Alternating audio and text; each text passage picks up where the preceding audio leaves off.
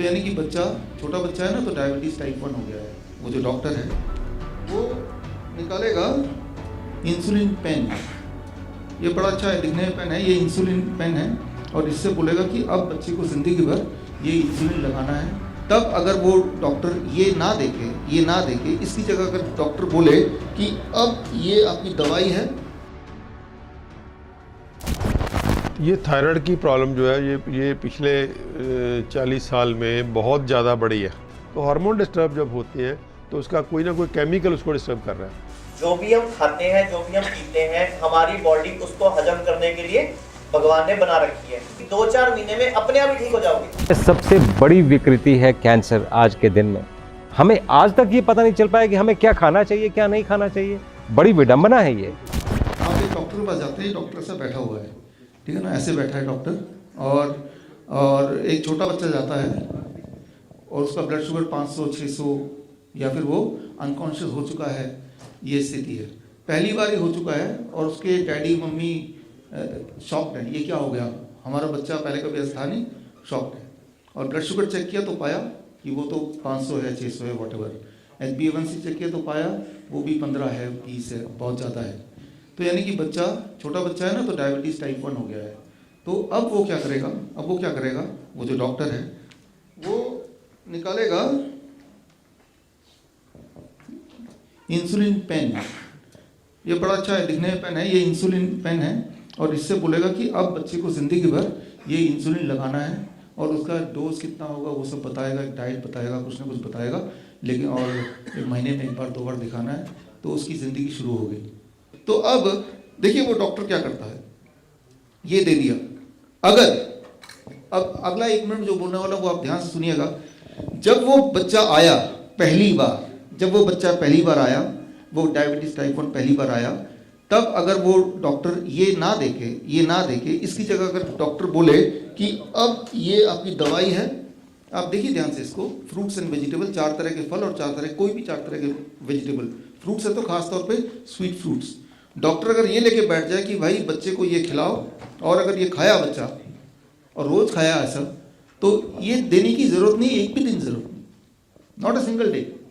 इस कुर्सी में बैठने का उसी को हक है डॉक्टर बनने का। जो जब मेरे पास कोई बच्चा आता है तो पहले मैं ये सोचता हूँ कि अगर ये मेरा बच्चा होता तो मैं क्या करता, अगर ये मेरे पिताजी होते तो क्या करता, अगर इस मेरे पिताजी होते और मेरे पास पैसा नहीं होता तब इस डॉक्टर को क्या करना चाहिए था, राइट।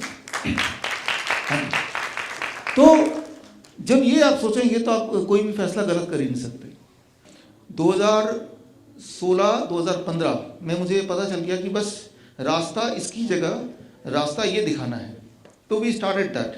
और जो बच्चे मेरे पास आते गए, या इंसुलिन डिपेंडेंट बड़े भी आते गए, जो ऑलरेडी इंसुलिन ले भी रहे हैं वो भी आते गए, और वो उनको ये रास्ता दिखाया। उनमें से बहुत सारे लोग यहाँ पे भी हैं, मैं मिलाऊंगा अभी आपसे, और वो they all became insulin free. तो ये थायराइड की प्रॉब्लम जो है ये पिछले 40 साल में बहुत ज़्यादा बढ़ी है, बहुत ज़्यादा, जिसको एपिडेमिक हम कहें तो एपिडेमिक आ गया इसका। तो ये सारा जो फिनोमेना ये क्यों हो रहा है, तो ये सोचने वाली बात है।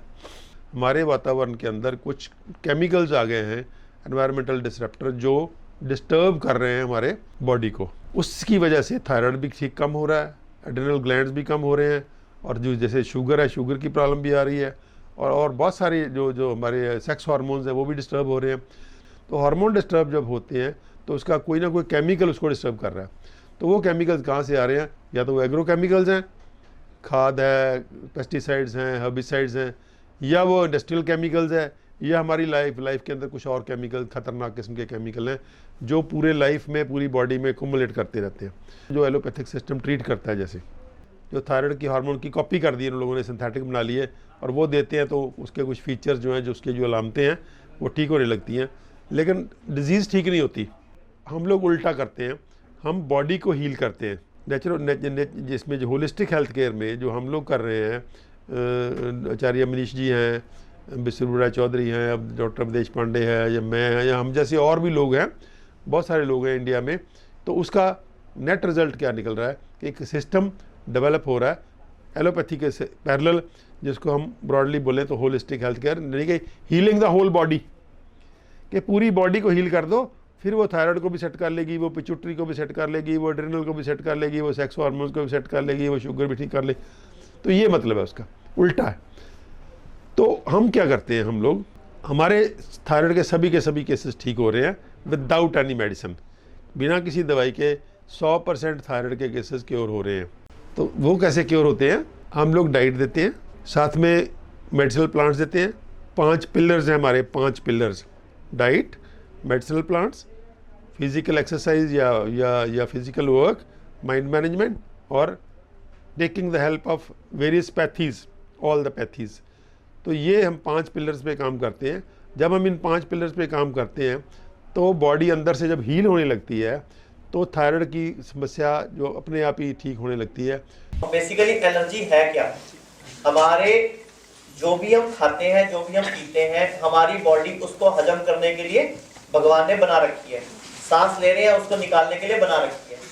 जब हमारे फेफड़ों में गई हुई सांस की गंदगी शरीर से कम निकलती है, जैसे हमने क्या पढ़ा हुआ है कि जाना क्या चाहिए ऑक्सीजन और निकलना क्या चाहिए कार्बन डाइऑक्साइड। तो आपने सांस ली और फिर सांस निकाली, अब जो गई ऑक्सीजन बढ़िया क्वालिटी की, लेकिन घटिया क्वालिटी की कम निकली, तो हमारे खून में गंदगी के कुछ अंश रहने लग जाते हैं। हमारे खून में कुछ इन्फेक्शन और गंदगी के कण रहने लग जाते हैं, यानी कि बॉडी कम गंद निकाल पाती है, अपना कम गैसेस निकाल पाती है। तो हमारे खून में जब गंदी हवा घूम रही है, तो मैंने क्या बताया, हमारे शरीर की सबसे छोटी इकाई क्या है? कोशिका। तो कोशिकाओं में गंदी हवा जाने से कोशिकाओं के लेवल तक एलर्जी और इन्फेक्शन फैल जाता है। तो उसका इफेक्ट हमारे खून की वजह से स्किन पे आता है, खारिश होना, कई लोगों के स्किन पे झड़कफड़ से हो जाते हैं, कई लोगों के रैशेस पड़ जाते हैं। तो वो अगर आप अपने बॉडी के इंटरनल सिस्टम को डिटॉक्सिफाई कर लोगे तो ऑटोमेटिकली 2-4 महीने में अपने आप ही ठीक हो जाओगे, मतलब किसी दवाई की जरूरत ही नहीं है। विकृतियों में सबसे बड़ी विकृति है कैंसर आज के दिन में। और कैंसर पहले ऐसा सुना जाता था कि किसी किसी को हो जाता है, अब तो ये घर तक पहुंच गया है। हम प्रकृति से इतना दूर चले गए हैं। अगर विकृति नहीं चाहिए आपको तो आपको प्रकृति के पास आना पड़ेगा। पहली चीज़ ये है कि हमें 8.7 मिलियन स्पीशीज़ हैं इस प्रकृति में। एक और स्पीशी बता दीजिए जो अपना खाना पका के खाता हो। इंसान को छोड़ के और कोई नहीं खाता। इनफैक्ट अगर जंगल के जानवर को पका हुआ खाना आप दे दें, वो सूंघ के छोड़ देगा।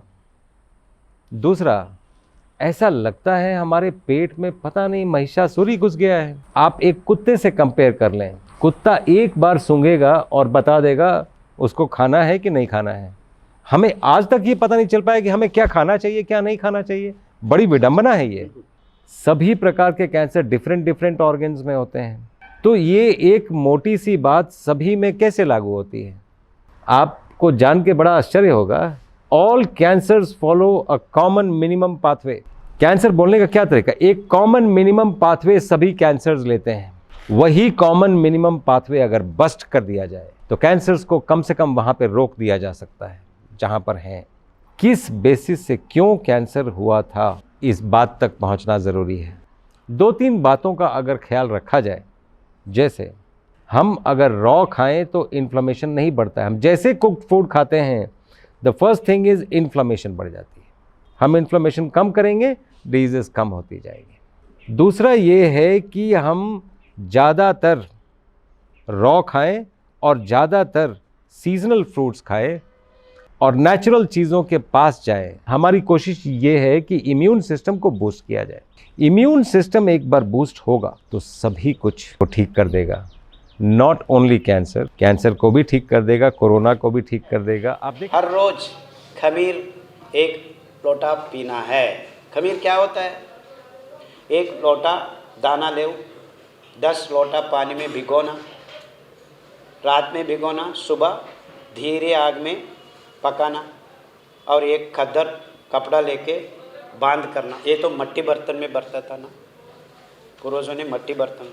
The best for good fermentation. So after fermentation ये खमीर, what is this fermentation? Microbes, different grains due to different fibre content invites different microbes. So ये माइक्रोब, एक खमीर आप 1 टम्बलर पिला दो आप बच्चे को। मेक दिस हैबिट, हफ्ते हफ्ते एक एक दाना। विद इन 6 वीक्स तुम्हारा बच्चा इतना स्ट्रांग होगा, इम्यूनिटी डेवलप होगा, वो सब मेरे जैसा हो सकता है। सर्दी क्या है, धूप क्या है, कोई प्रॉब्लम नहीं।